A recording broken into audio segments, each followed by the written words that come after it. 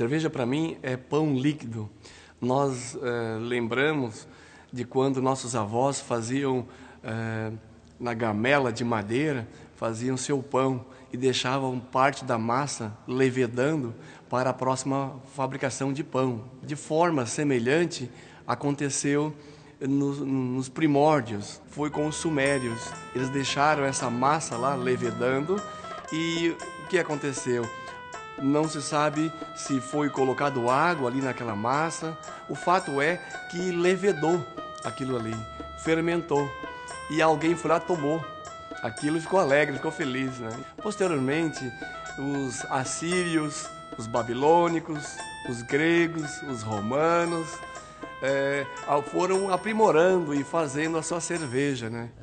Porque na realidade quem incrementou a cerveja foram os monges, né? Os monges beneditinos pegaram para eles os conventos e começaram a aprimorar cada vez mais a fabricação da cerveja. Então, como tinha a época que os monges faziam o jejum, tá? Mas podiam tomar líquido. Começaram com a adição do lúpulo para dar o amargor. O que eles faziam? Eles faziam uma cerveja bem mais encorpada e com isso eles se alimentavam e passavam aqueles dias de jejum. E realmente é um pão líquido. Ele é rico em nutrientes, vitaminas do complexo B e proteínas, sais minerais. Realmente é muito saborosa. O hábito de tomar a cerveja veio com o imigrante alemão, que aqui vai encontrar o espaço para desenvolvê-la de uma forma artesanal. A cerveja está muito presente na tradição alemã. A avó do lado materno e paterno da nossa família sempre já estavam acostumados a fazer a cerveja artesanal em suas casas. O meu avô ele produzia a cerveja de forma artesanal, tanto lá na Alemanha como depois ele trouxe isso aqui para o Brasil. Sempre foram grandes apreciadores de cerveja, o meu avô, o meu bisavô, por ser uma parte integrante da cultura germânica e austríaca. As cervejas foram crescendo, havia várias cervejarias na região de Blumenau, do Vale do Itajaí.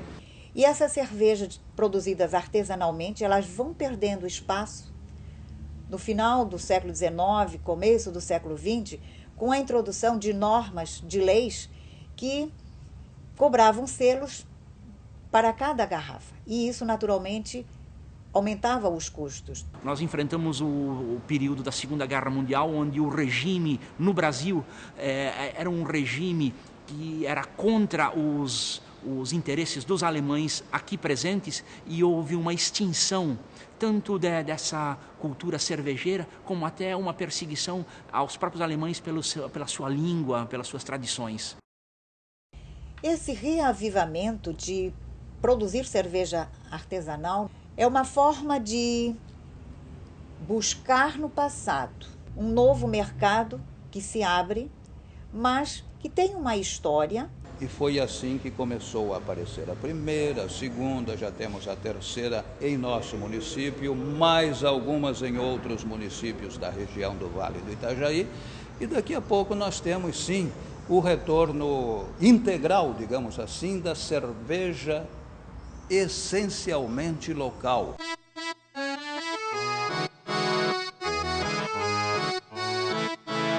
Quando nós inauguramos a cervejaria, isso foi dia 4 de outubro de 96, todo mundo veio queria experimentar a cerveja. Um desses convidados ali fazer um comentário de que gostou muito da ideia e que iria abrir também uma cervejaria. Eu até sugeri para ele abrir aqui do lado. E disse para ele, você já imaginou o ponto turístico que não ia se tornar uma coisa dessa? E a pedra não foi muito longe. Hoje, de fato, é o que está praticamente acontecendo, não aqui na cidade, mas na região. A Eisenbahn surgiu do nosso gosto pela cerveja, da minha família, né? Sempre fomos apreciadores. E também da oportunidade de se resgatar essa cultura que sempre esteve presente em Blumenau, na nossa cidade, né?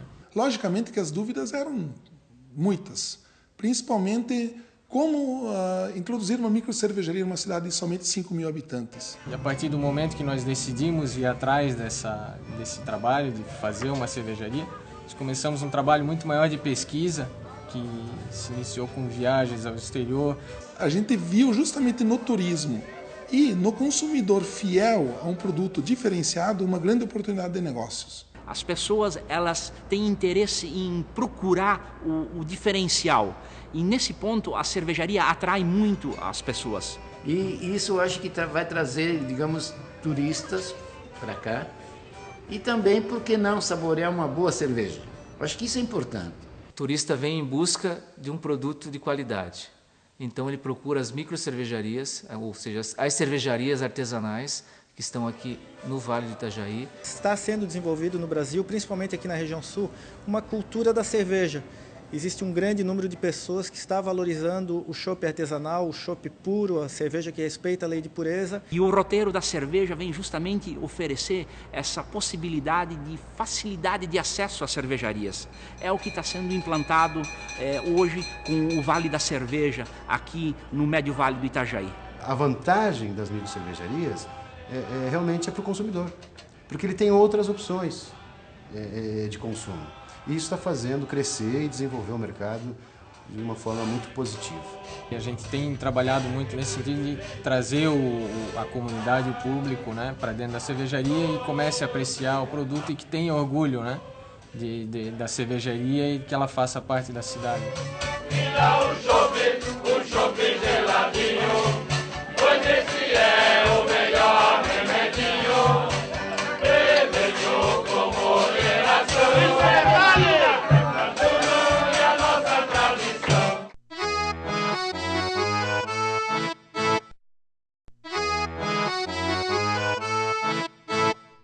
Cerveja é uma paixão. Fabricar, aquilo é um amor que está dentro do meu coração, sabe? É algo que já é meu, eu não posso mais viver sem esse trabalho, né?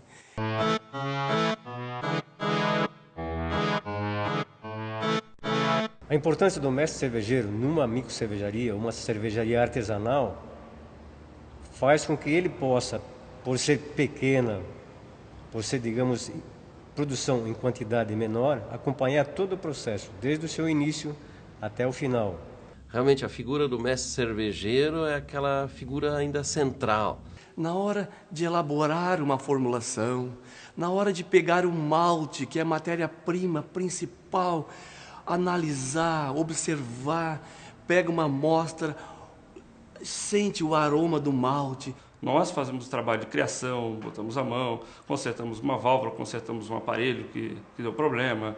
Qualquer coisa que acontece, o cervejeiro tem a função de consertar ou ele é a peça-chave. E chegar, abrir a fábrica, escutar o borbulhar da fermentação. Então, quando eu chego de manhã, eu já sei se o fermento, ele já houve uma boa pega ou não houve do fermento.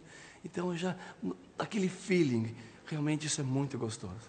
Por isso que o prazer de se trabalhar numa pequena cervejaria é muito maior. Sentir as matérias-primas, cuidar do processo, olhar o produto, ver as pessoas consumindo, fazendo um produto diferenciado, é paixão. Desde o começo, a nossa intenção nunca foi tornar a nossa cerveja comercial. Ela sempre foi uma cerveja feita para o nosso próprio consumo. A primeira cerveja a gente sempre se baseia em alguma, de um amigo na internet, onde a gente pode ter um padrão para poder avaliar. Aí a partir disso a gente faz o nosso toque, dá a nossa diferença na cerveja, que é onde a gente sabe que tal temperatura vai dar menos corpo ou mais corpo, e a partir do empirismo a gente consegue acertar as receitas. A rusticidade da nossa cerveja vem da maneira como a gente prepara os nossos ingredientes. Por exemplo, quando a gente vai fazer uma cerveja defumada, uma Rauchbier, nós mesmos que defumamos o malte. O curioso é justamente fazer tudo com as próprias mãos. Sou um cervejeiro caseiro, um cara que faz cerveja porque gosta bastante.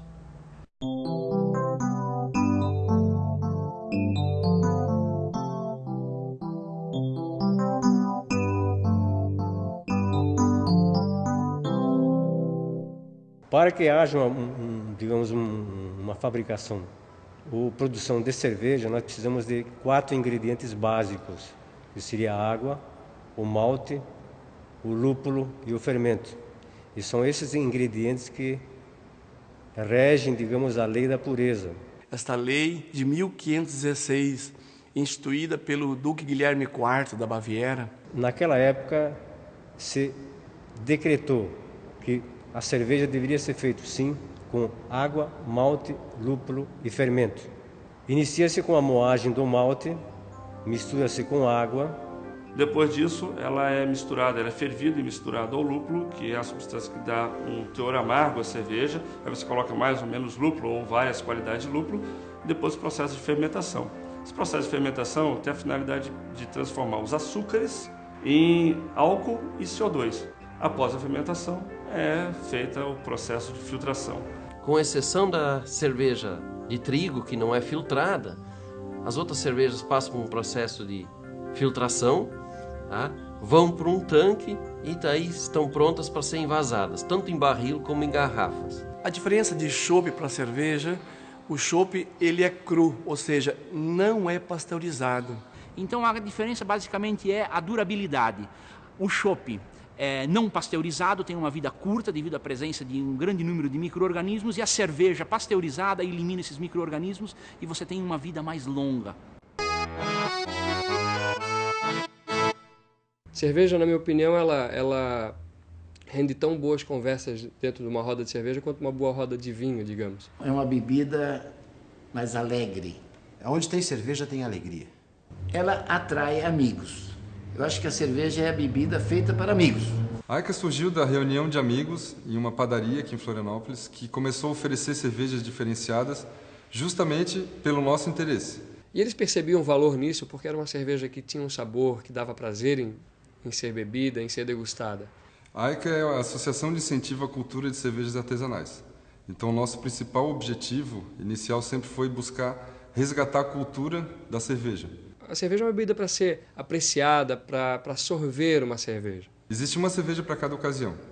A cerveja ela pode ser escolhida para acompanhar uma refeição. Ela é perfeita, ela acompanha praticamente todos os pratos, desde uma sopa até uma carne. Você com certeza pode apreciar a cerveja junto. Uma cerveja defumada, por exemplo, com malte defumado, uma Rauch Beer, você pode harmonizar com uma linguiça defumada, com um lombo defumado. A nossa cerveja defumada, a nossa Rauch Beer, tá? Ela surgiu de um pedido de fumadores de charuto, tá? Que falaram que isso harmoniza muito bem. Ela pode ser escolhida por um momento de relaxamento, ela pode ser escolhida para se beber durante uma festa. Para servir, para ter um chopp ter uma boa apresentação, ele tem que ter primeiro um copo caprichado. Toda cerveja tem um porquê de cada copo, não é somente estética. Uma cerveja, em primeiro lugar, não deve ser tomada estupidamente gelada. Uma cerveja estupidamente gelada, ela queima as papilas gustativas. Então faz com que a pessoa não sinta o sabor da cerveja. A espuma é muito importante numa cerveja. Ela evita uma oxidação já quando ela está no copo. Ela protege a cerveja, tá? E mantém ela também mais refrescante. Qualquer pessoa pode se tornar um apreciador de cerveja. A partir do momento que ela tem a curiosidade de conhecer uma cerveja diferente, ela já deu o primeiro passo para se tornar um degustador de cerveja. Cerveja, para mim, é